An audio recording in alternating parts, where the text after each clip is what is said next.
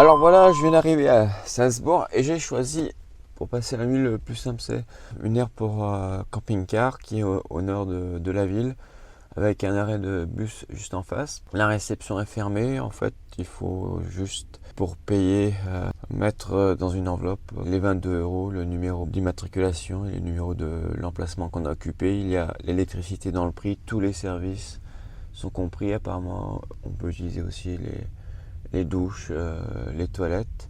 Tout devrait être ouvert, donc un bon endroit que je vais vous montrer tout de suite. Donc voilà bien à quoi ressemble une aire pour camping-car ici à Salzbourg. Je ne sais pas combien il y a d'emplacements. Il doit y en avoir oui, je crois qu'il y a 100 emplacements, mais en cette saison, fin décembre, c'est plutôt vide. Alors après avoir pris le bus, me voilà dans le centre-ville. Et des cadenas, des cadenas, des cadenas, des cadenas. Tant de personnes naïves. Donc voilà la ville.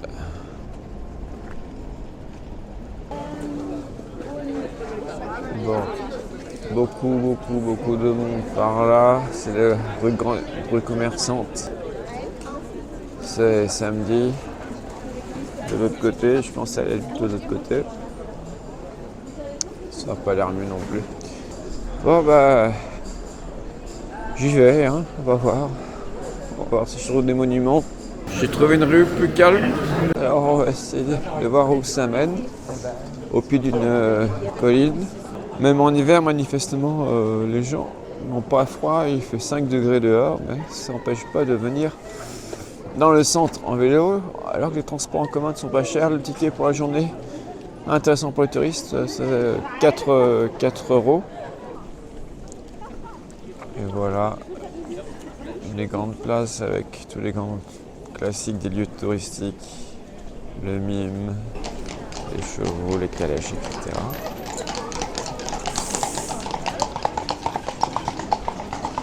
Pour visiter le marché de Noël, il faut montrer patte blanche, il faut montrer le pass Covid, d'où la queue que vous voyez.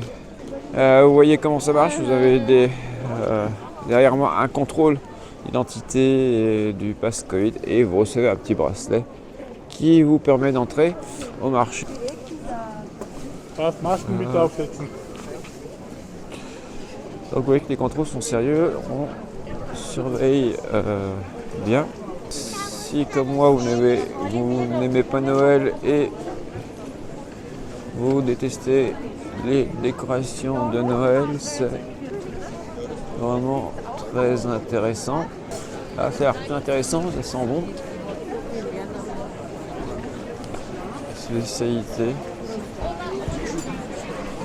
locale. Bon, je ne sais pas si les masques sont obligatoires ici. Certains les portent, d'autres pas. Je vais peut-être mettre le mien ou pas. Moi, je n'ai pas mis le mien. Ça ne me dit rien. Franchement, je trouve pas ça super intéressant. Ce qui m'intéresserait plus, c'est plutôt ce genre de bâtiment là-haut. Ou déguster une spécialité locale, peut-être. Knödel. Strudel. Donc ça, c'était ma visite du marché de Noël de Salzbourg. Franchement, c'est pas très intéressant pour moi. Je vais essayer de trouver quelque chose de plus intéressant. Et bon, j'arrive ici, juste à côté du marché.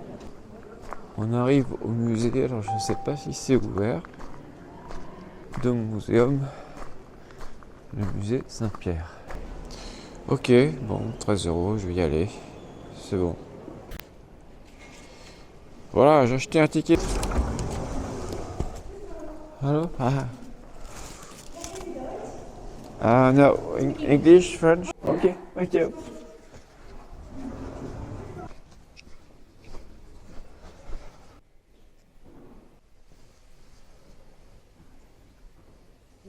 Donc voilà des choses qui m'intéressent déjà plus. C'est l'oratorium.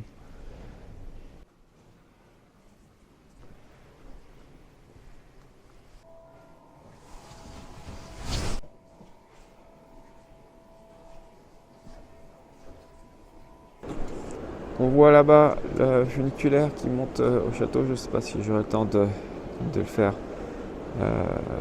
aujourd'hui. Et je continue ma visite. Et les portes s'ouvrent toutes seules, c'est moderne. Bon, voilà qui m'intéresse plus.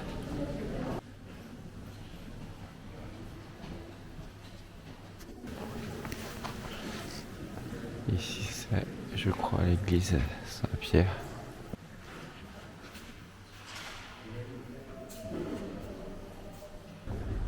Et les tombes juste derrière l'église Saint-Pierre.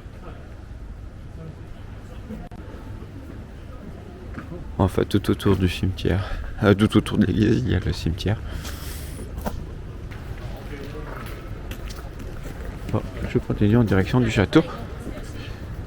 Rien que le chemin pour y aller est intéressant.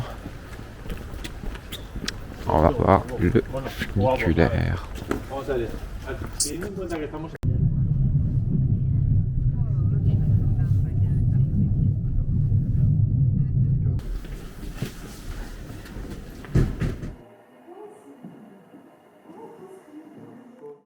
Bon, évidemment, l'endroit le plus intéressant pour les hommes et d'armes.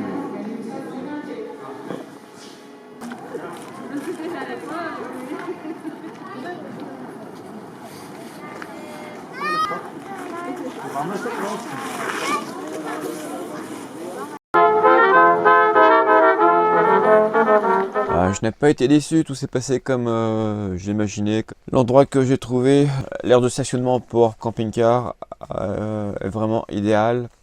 Il y a un arrêt de bus, il y a une ligne directe vers le centre. Demain, je vais utiliser la douche. Ça me fera du bien de ne pas devoir économiser l'eau. Donc sur l'aire de camping-car, rien à redire, à part le prix 22 €, mais avec l'électricité comprise. Moi j'en profite pour tout recharger, pour recharger le drone, l'ordinateur qui consomme beaucoup. Et je vais profiter aussi de cette fin de soirée pour regarder un bon film sur l'ordinateur. Et l'autre point évidemment c'est Salzbourg.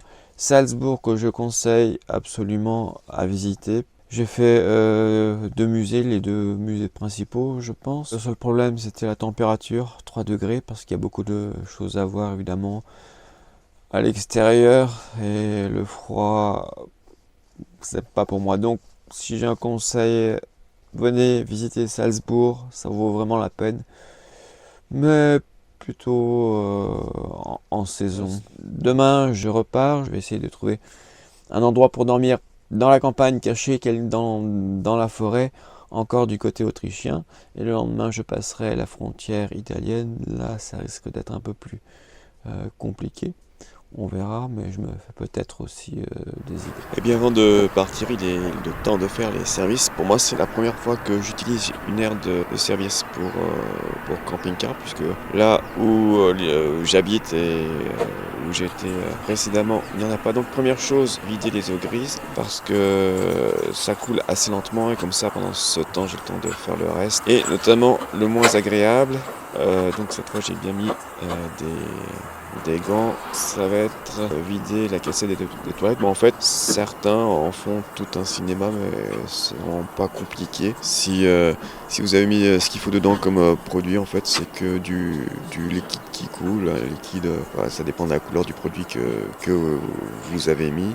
Donc personnellement, moi je mets pas de papier de toilette dedans, je le mets dans une poubelle, ça ne se bouge pas. Donc ce qu'il faut savoir sur les aires de service, il y a normalement un endroit comme celui-là réservé aux eaux noires pour vider la cassette. Elle ne se vide pas au même endroit que les eaux grises, justement à cause des produits chimiques qu'il y a dedans, parce que elle demande un traitement spécial pour l'épuration, et toutes les stations d'épuration ne sont pas forcément équipées. Donc voilà, donc on vide cette fameuse cassette. Ensuite, il y a un deuxième robinet qui n'est pas le même robinet que pour l'eau potable. On remet de l'eau pour rincer, parce qu'on ne vide jamais tout du premier coup. Il y a toujours quelque chose qui reste et pour éviter que ça sèche, que ça colle. Bref, on remet de l'eau, on secoue pour bien enlever tout ce qu'il y a dedans. Et surtout que c'est ce qui reste, que ça risque de puer un peu, surtout quand on va remettre la cassette. C'est surtout pour ça qu'il faut le faire. Donc on revide la deuxième fois. Et en général, il y a un bouton pour rincer ce que vous venez de vider. Il faut penser aux personnes qui vont venir après vous. Et enfin, pour terminer, on va mettre un peu d'eau dedans avant de mettre le produit chimique ou pas chimique. Ça dépend, c'est vous qui choisissez ce que vous mettez dans vos toilettes dites chimiques, mais j'en reparlerai. Parce que pour moi elles portent mal leur nom, parce que ces toilettes ne sont chimiques que si on met des produits chimiques, et on peut mettre ce qu'on veut. Il y a des produits qui sont tout aussi efficaces. Et puis voilà, il n'y a plus qu'à remettre, reboucher et replacer la cassette dans son emplacement, et c'est terminé. Il ne faut pas non plus oublier de refermer à clé le compartiment, parce que parfois il y a des voleurs, il y a des gens qui volent les cassettes. Donc même si la serrure n'est pas très solide et que ça s'ouvrira très facilement, c'est très facile à forcer.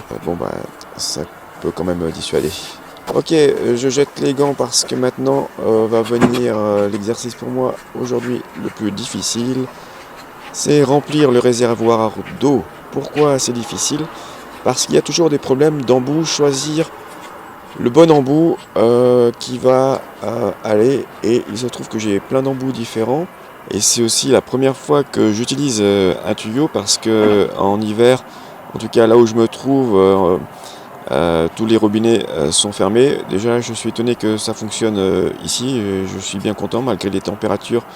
L'eau dans les robinets n'a pas gelé. Il y a un robinet réservé à l'eau potable. Première chose, visser l'embout dessus. Heureusement là c'était un diamètre normal, donc pas de problème pour ça. Ensuite, faire couler l'eau et puis sentir ou voire même goûter pour voir si elle est vraiment potable, s'il n'y aura pas de problème avec. Bon, en tout cas pour cette fois j'ai trouvé l'embout qui correspond. Donc il faut savoir qu'il vaut mieux quand même avoir avec soi tout un jeu d'embouts avec différents diamètres, et l'idéal étant d'avoir un embout avec le diamètre réglable, mais c'est moins facile à trouver. Donc pour une fois j'ai pas à remplir avec mes jerrycans. J'ai donc mes 2 jerrycans de 20 litres chacun, donc il faut remplir 100 litres d'eau, et en général je le faisais je les remplissais chez moi du 2e étage, et à pied je descendais les remplir l'un après l'autre. Donc là j'ai le tuyau, c'est pour ça que j'apprécie. Sauf que la première chose, le premier problème, c'est que l'embout que j'ai mis dedans, c'est pas celui qui avait été fourni avec le tuyau. En théorie c'est la même norme, donc le tuyau devrait s'emboîter dedans, l'embout est bien vissé au robinet, mais là je vois que le tuyau, même en poussant bien, il ne s'emboîte pas complètement dedans. Ça c'est le premier problème. Donc ça va il va y avoir une fuite, et j'ai beau pousser, ça ne veut pas rentrer complètement. Donc ça va, je crois, gicler, sauf si je pousse. Le problème, c'est que l'autre bout du tuyau, c'est un tuyau extensible, c'est un tuyau un peu spécial. Et bien, l'autre bout du tuyau ne rentre pas dans l'ouverture du réservoir d'eau. Autrement dit, je n'ai pas d'autre solution, et je vais devoir tenir de la main droite le tuyau poussé vers le haut dans le robinet, et de l'autre main, la main gauche, le tuyau dans la petite ouverture du réservoir. Je précise quand même que j'ai déjà pris une bonne douche chaude dans les bâtiments juste avant, qu'il fait dans les 0 degrés, que j'ai pas franchement besoin d'une douche bien froide, et c'est pourtant ce qui est en train de m'arriver. Alors voilà, quand on n'a pas le bon matériel, ce qui se passe, et puis il y a encore tout qui tombe. Quand ça va mal, ça va mal. Ça, le petit truc blanc, en fait, c'est très pratique quand on a justement un bidon. Par contre, quand on a un tuyau, ça sert absolument à rien.